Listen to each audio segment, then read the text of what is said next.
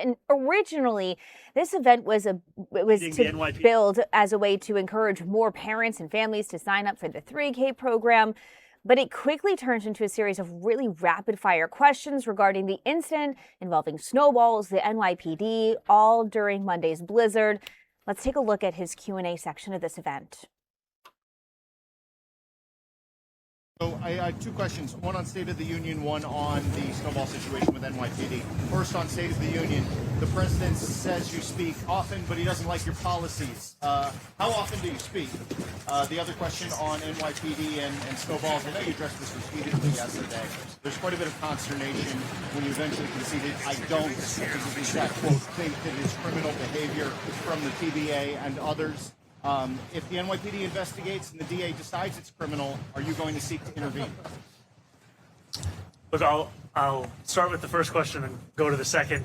I appreciate all of the focus on our emergency snow shoveler program. I want to actually say thank you, because part of the result of that is that we had more than 1,400 New Yorkers sign up for the first time to join that program just yesterday alone.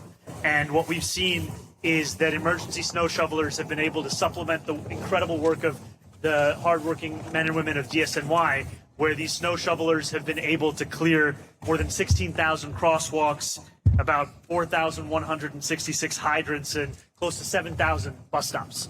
I'll keep the conversations that I have with the president private. I will tell you, however, that whenever they do happen, they always focus on how to better our city. And then, you know, on the topic of the Snowball fight, you know, I think just to first make very clear that when we're talking about our response, we're talking about emergency snow shovelers, we're talking about DSNY. One of the hearts of our city's response also to the first blizzard we've seen since 2016 have been the hardworking men and women of the NYPD. And that's not only in just continuing to keep New Yorkers safe, but also in leading the NYPD tow truck task force, which took more than a dozen ambulances out of being stuck, as well as NTA buses, as well as private vehicles, and were critical to ensure that we could keep this city moving. Now, what I saw yesterday in these videos was a snowball fight that got out of hand. I believe that our officers, just like any city workers, deserve respect. And, you know, once again, I think these are the views that I've shared both kind of in public as well as in any conversations I've had. But you said specifically to the schizophrenic gentleman in Queens who shot officers should not be charged. If these kids are charged, to be fair, they look like kids. Would you make a similar statement saying these kids should not be charged? Yeah, I've said that what I saw was a snowball fight. It should be treated accordingly. It was one that got out of hand, but that's what it was. Thank you. And actually, we do have a microphone, so if you guys can keep it there, we'll go to Julia, and then we'll go to Annie. So, Mr. Mayor, are you willing to revise your statement regarding the snowball fight, given that this was not exactly a friendly back-and-forth snowball fight? The police that were there were not throwing any snowballs. They were getting pelted themselves. And number two, have you considered, or would you consider banning these crowdsourcing events, because they can and sometimes do get out of hand? I'm not going to be banning snowball fights or organized snowball fights. I've shared my thoughts with New Yorkers, and I continue to believe that what we are seeing in this response to this winter blizzard from the city workers as a whole, and that includes the hardworking men and women of the NYPD, is part of why the city's getting back on its feet, and I'm appreciative of that work. But it was a hostile I'm sorry, Julia, we have to move on. Annie, go ahead right here, and then we're going to go to Jeff at the time. Throwing back and having a good I'm time. sorry, Julia, answer the question. Go ahead, Annie. Hi, Mayor. Back here. Thanks. Two questions. You mentioned you want to keep the conversations with Trump private, but on the frequency of the conversations, not the content, like how often are you guys talking? And then second question, Julie Menon is holding a hearing today on a package of bills to combat hate. One of those bills proposed a 100-foot buffer zone to keep protesters away from houses of worship. It's been amended. That buffer zone has been removed. What are your thoughts on that bill? It's something that you will sign. So the latest version of the legislation that you're referring to, it asked the law department and the NYPD to respond within 45 days with a plan to both the speaker and myself on how we can both protect the right to prayer as well as the right to free speech. And this is a distinct shift from the original legislation, which proposed a specific policy that I know our police department, as well as a number of legal scholars, had expressed concerns about. So I look forward to seeing the hearing today and to see whatever the final version is of that legislation. And, you know, we have conversations that are always focused on how to keep the city moving forward. Thank you. All right, Jeff, go ahead. Hey, Mayor, how you doing? Hey, Jeff. There's a Tax the Rich rally today in Albany. You're not there, obviously, even though taxing the rich has been one of your consistent calls to raise revenue for the city. So I'm wondering if you could talk a little bit about why you decided not to be there. Were you worried about irking the governor on this issue? And secondly, do you think it disappoints people in this movement that you've called for that, but you're not necessarily at this rally? So I make it clear time and time again that I believe in the importance of taxing the wealthiest New Yorkers that little bit more, as well as the most profitable corporations, and doing so while also ending the drain that has long characterized our city's fiscal relationship with the state. And I've said this both because it's important to create a fairer tax system, and also because of the fact that we're facing a $5.4 billion fiscal deficit at this time, the likes of which we haven't seen since the Great Recession. And my not attending one event does not change in any way the strength with which I believe this, the urgency with which I believe we have to respond to it. And I'm thankful for New Yorkers who continue to make it clear that they too want to build a city that everyone who calls it home can afford. The governor and I are in constant communication, and we are always looking to build a healthier, stronger city. I'm appreciative of our partnership in that, and I know we have a long budget process to go through, and I'm encouraged by the beginnings of it. We're going to go to Marcia. We have time for a few more, and then we're going to go to Bridget. Police department put out 4 pictures of people they're looking for, saying that they may have assaulted police officers. I wonder what your reaction to that is, if you think that they should be prosecuted if they're caught, and if you've talked to the police commissioner about that. So I stay in regular touch with my police commissioner, and I appreciate the work that she's doing. You know, I've said time and time again that having seen these videos, to me it was a snowball fight that got out of hand, and it should be treated accordingly. So I've said again and again of what I think it was. Bridget. Hey, Mr. Mayor. Hi. I'm trying to get in the spirit of the snow here. Yeah. Just to follow up on Marcia's question, I mean, I think people are wondering why you and the police commissioner don't seem to be on the same page regarding the Snowball fight. You know, is there a distance between you and the police commissioner when it comes to this? I've said again and again of my views on this Snowball fight, and I'm appreciative of the work that my police commissioner does and the work that we are doing to keep New Yorkers safe across this city, and that's the work that I'm looking forward to continuing. All right, Thank you. We've got time for one more right here. Oliver, go ahead. I'm all good. Can I just talk about this dual ID thing with the snow shovelers? Are you surprised by how much that's blown up to the state that's getting mentioned in the State of the Union? I mean, obviously that's not actually really, that's a federal law. Basically, are you surprised by how that is an accelerated legislation? I can tell you I didn't expect this much attention nationwide on our emergency snow shoveler program. It is a program that has existed for years. It is a program that has been part of responses to storms. It's also, however, been a conversation that's been helpful in sharing the fact that New Yorkers can be a part of this. I mean, yesterday we saw more than 1,000 New Yorkers enroll into this program, and that in and of itself doubles the size of the snow shoveling program that we first found when coming into office in terms of who was ready to actually pick up a shovel. And I can say that it's been a critical part in getting our city back up on its feet, and I'm immensely grateful to those who have joined this program, as well as to the 2,600 hardworking men and women of DSNY who've been working 12-hour shifts, because what they've done is deal with upwards of 28, 29, in some parts of New York City, 30 inches of snow. And to have gotten through a first pass, a second pass, they are showing just how quickly the city can get back on its feet, while always ensuring that we are asking ourselves, what more can we do to ensure that this is a city government meeting the needs of New Yorkers? Thank you so much. I think any conversation about emergency snow shoveling always reminds New Yorkers they can join a program where they make $30 an hour shoveling snow, and they have to bring 2 forms of identification, and they can join the ranks of many New Yorkers who've done so. Thank you all so much. All right, so you heard that press conference was really supposed to be about, again, pre-K, turned into a variety of subjects. Of course, The biggest asked question is regarding the snowballs and NYPD officers during Monday's blizzard. Joining me now is Scott Munro, the president of the Detectives Endowment Association, which is the union representing detectives with the NYPD. Scott, thank you so much for joining us. Thank you, Al. Of course. So we just rewatched that whole press conference with the mayor.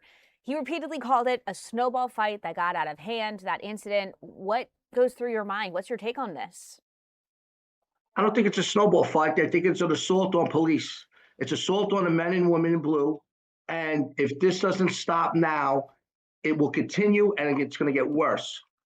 Are you disappointed with the mayor's response? Yes. You know, the mayor should be coming out and supporting the police that protect him daily. Okay. The police that protect the DA daily.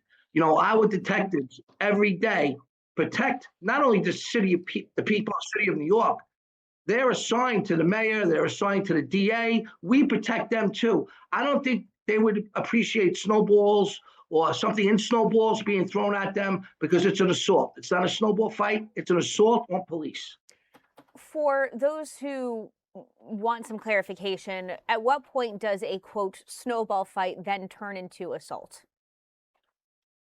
Listen, you had police officers there on a call, okay, on a job, and they were being snowballed. They were stopping them from doing their job. There was a 911 call. So it's important that they're able to do their job.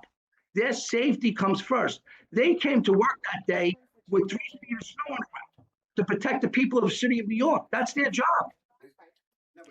And we're watching video of this right now. I mean, do you believe charges are warranted for all of this? We're seeing them right now getting pelted with snowballs as they're just calmly walking away. Absolutely. The charges should be done now. You cannot mess with law enforcement. We are out there doing that job every day. It's important that the public knows that. You have to stand up for the police, the men and women that are out there protecting the city of New York, because it'll start here, it'll go somewhere else in New York State. So the governor, somebody has to step in and basically get this taken care of before it goes further, because you're going to have the broken window effect. If it starts like this now, what's next? What are you going to throw at cops next? Rocks? What are you going to do next? You need to stop this now. Are officers, are they concerned with more escalation? You mentioned rocks. Is that a concern now, especially because the mayor just continuously calls this a snowball fight? Listen, we have to take action. We have a job. The mayor should take care of the city. Let the professionals take care of the police. Let the police commissioner with her executive staff take care of the job that we're doing. The mayor has to worry about homeless, getting snow off the street. There's a lot of other things the mayor has to worry about. How does rhetoric like this really impact morale? You know, these officers, they're pelted with snowballs. The mayor is just saying it's a snowball fight. I mean, that must affect morale. Oh, absolutely. Listen, since January 1st, I've had 160 detectives file for retirement. That's a lot of detectives since January 1st to now. And have you spoken? Have you reached out to the mayor's office? Have you said, hey, you got to do something about this? You've got to change your attitude? No, I've never even met the mayor yet. So, you know, basically that's what's going on. The mayor needs to step in and look at what law enforcement does for this city every day, but let the professionals do their job. The mayor doesn't decide on who gets arrested and who doesn't get arrested. We have a job to do. Okay, and we're guided by the police commissioner and the executive staff. That's our job. Detectives have the case right now, and I'm almost positive very shortly we're going to have somebody ID'd in this case. And talk about that a little bit. Well, they're out there. The six squad have the case. You know, like we're understaffed as it is with detectives. Okay, so now we have a case like this that we have to put people on. And they have to be out there doing this type of case. Okay, so the bottom line is we're understaffed right now in the DEA, in the Detectives Endowment Association. We have about 5,000 detectives where we had 7,000 at one point.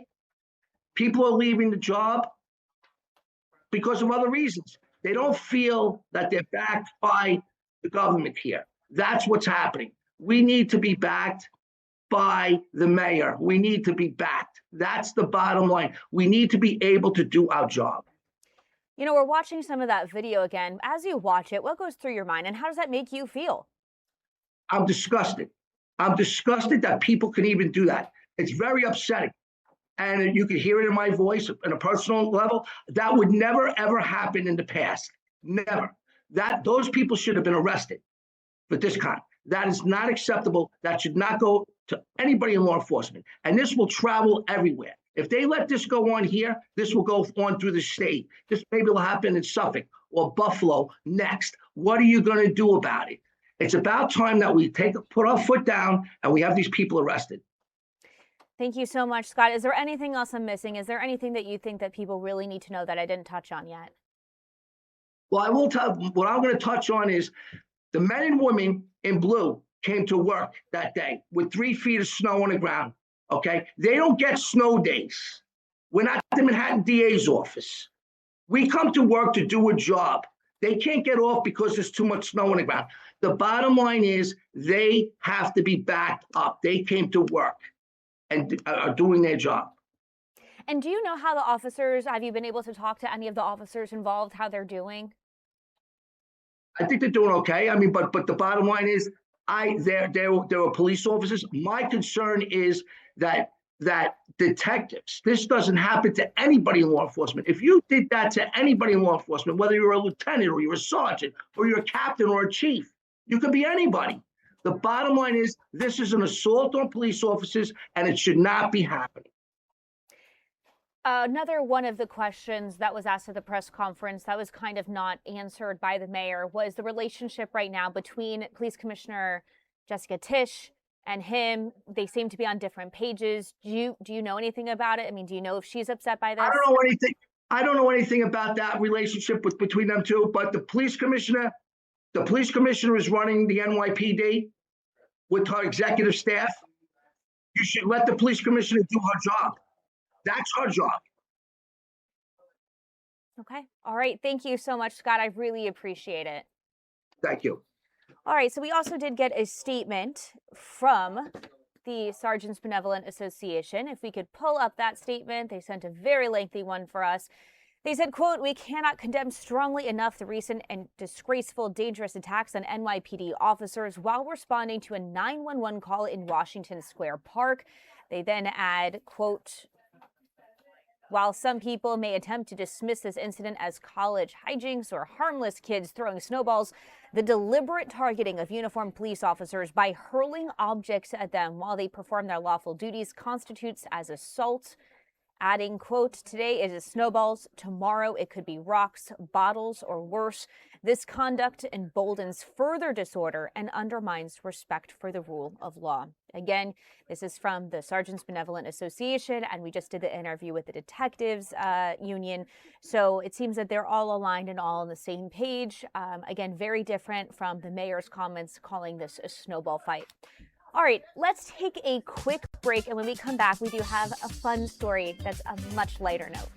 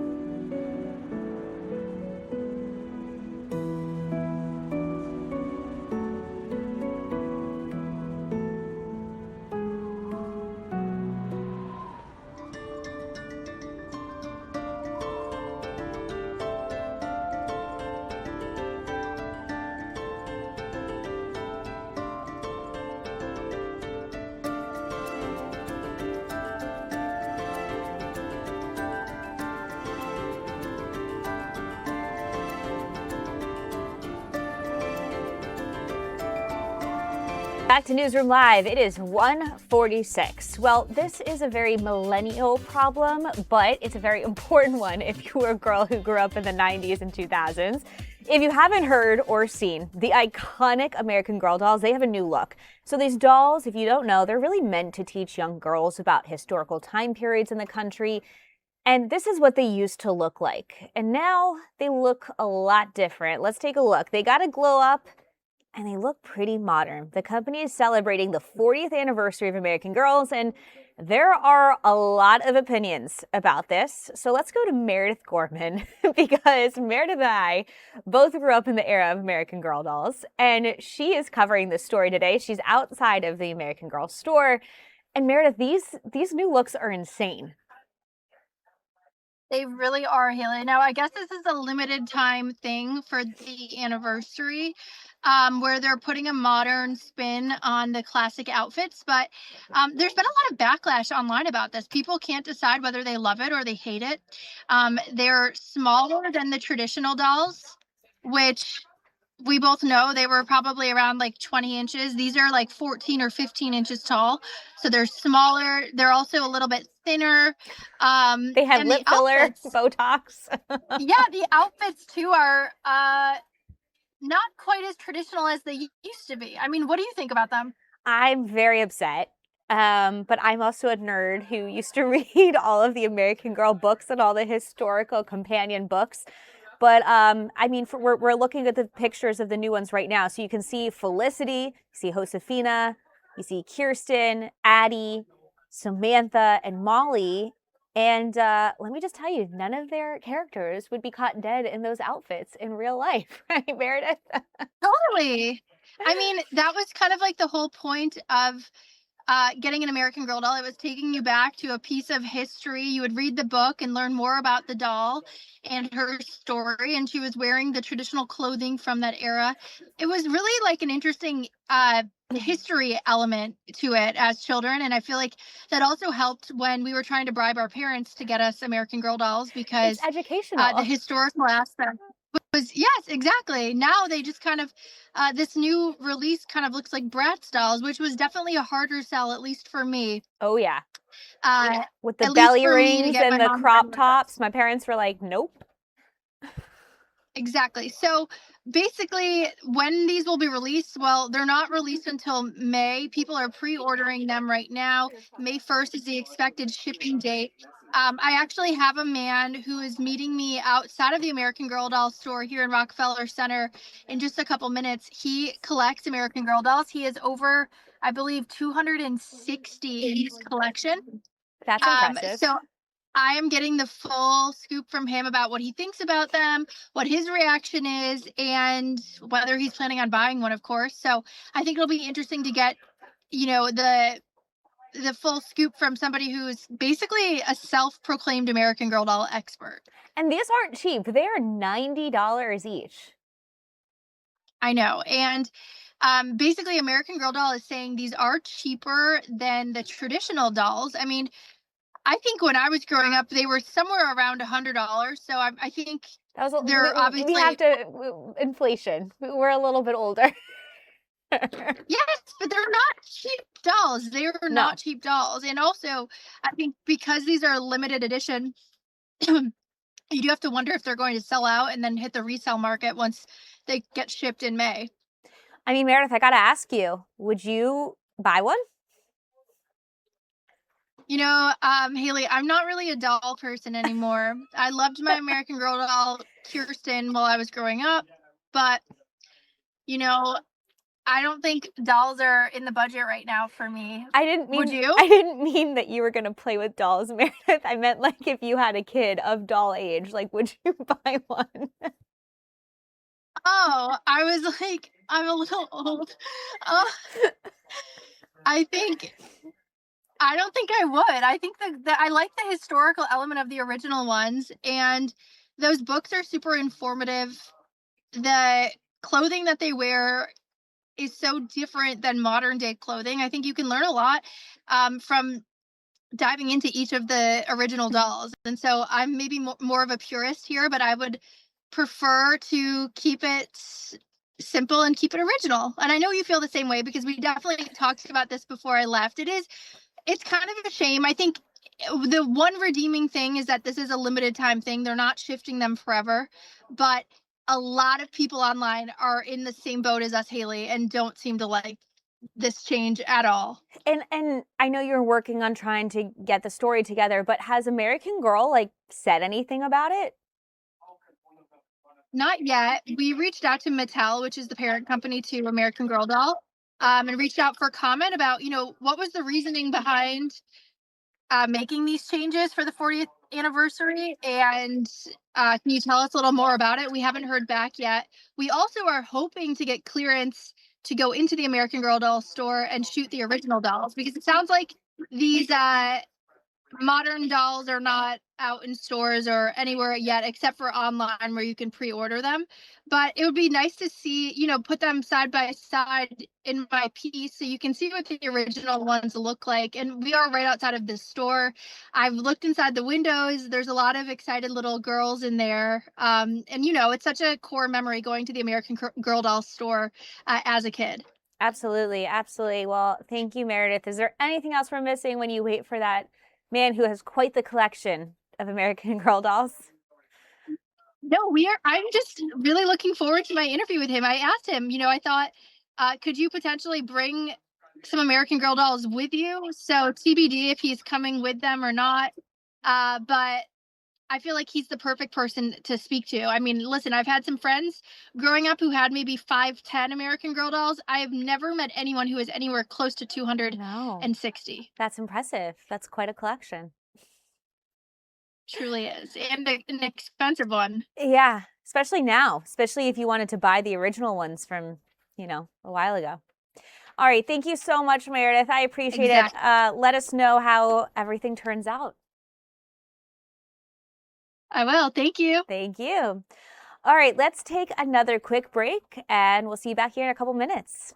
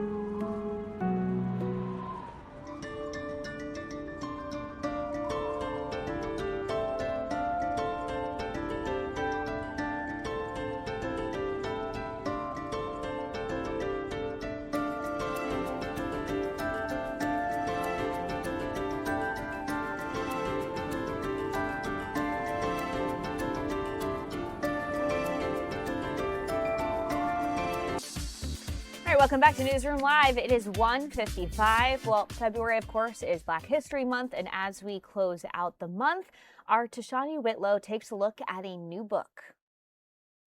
I love my people is a phrase I often hear from family and friends and those I hold dear. Author Kim Singleton reading from her children's book, I Love My People, in our Good Day studio.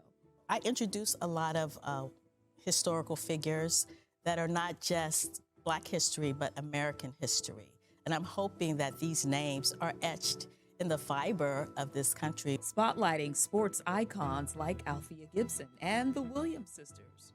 Honoring trailblazers like Oscar Micheaux, the country's first major black filmmaker who paved the way for Spike Lee and Ava DuVernay, the first black woman nominated for Best Picture at the Oscars. Nice. Ava, one right here. And it celebrates champions of equality, from New York Congresswoman Shirley Chisholm and Judge Constance Baker Motley to John Lewis, who encouraged good trouble, urging all to challenge injustice. I wanted to introduce young people to Black history and icons that look like them. I remember when I was doing a reading, and there's a section in the book where I talk about black race car drivers. And this 4-year-old little boy, he said, "Can I see the black race car drivers? Yeah, they look like me." And that, you know, my job is done when that happens. My parents gave me this book called The Black Book, and it was before I went to kindergarten. So when I went into school, I was familiar with a lot of the inventors, the pioneers, of people who look like me. The Black Book documents Black American history from 1619 to the 1940s, Kim creating her own in I Love My People. I talk about history, I talk about celebration, I talk about events in Black history. And American history, like powerhouse scientist Dr. Kizzmekia Corbett, who helped develop the COVID-19 vaccine, one of the most widely used vaccines globally. There's so many others, too many to name, from those we don't know to those who have fame. From the stories that have been passed down to me, I see that my people have rich history. I love my people. All right, what a great book. All right, that does it for us here on Newsroom Live on Wednesday, February 25th. It took me a while to remember. We'll see you next time.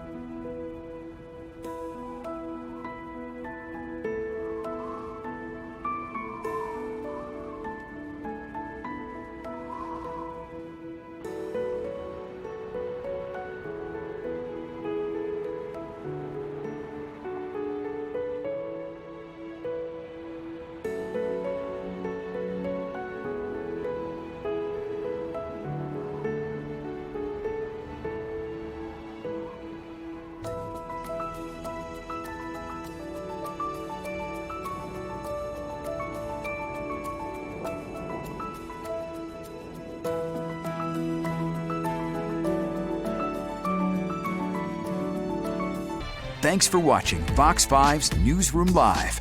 We're now joining Live Now's non-stop stream of live and breaking news. Under Leader Jeffries, we have become the most effective minority party in U.S. history. We have passed 3 discharge petitions off the House floor, unheard of, stopped multiple stupid Republican rules, forced bipartisan congressional subpoenas, and Leader Jeffries is going to continue leading us until we win this November. Leader Jeffries. Well, thank you, Chairman Aguilar, and thank you, Vice Chair Liu, for your leadership and for bringing us together at the 2026 Issues Conference. We gather, of course, in the immediate aftermath of the so-called State of the Union address that took place last night. That was a disgraceful performance. Donald Trump hit a new low. He didn't communicate anything meaningful to the American people. There was no substance in that speech, but a lot of snake oil. No vision for the future of the country, but a lot of vitriol. There were no policy prescriptions designed to make life better for everyday Americans, but it was full of partisanship. That State of the Union speech by Donald Trump was a disgrace. And now that we're on the other side of it, it's going to be a sprint to November 3rd. House Democrats are on the verge of a takeover the break's over. For these MAGA extremists, it's over. Because the American people know that Donald Trump and House Republicans have failed the American people. They failed on the economy. They failed on health care. They failed on immigration enforcement. They failed to make life better for everyday Americans, breaking every single promise that they made, including, most significantly, that they were going to lower costs on day one. Costs haven't gone down. As Vice Chair Lieu explained, costs have gone up, out of control. Far too many people struggling here in America to live paycheck to paycheck, cannot thrive, and can barely survive.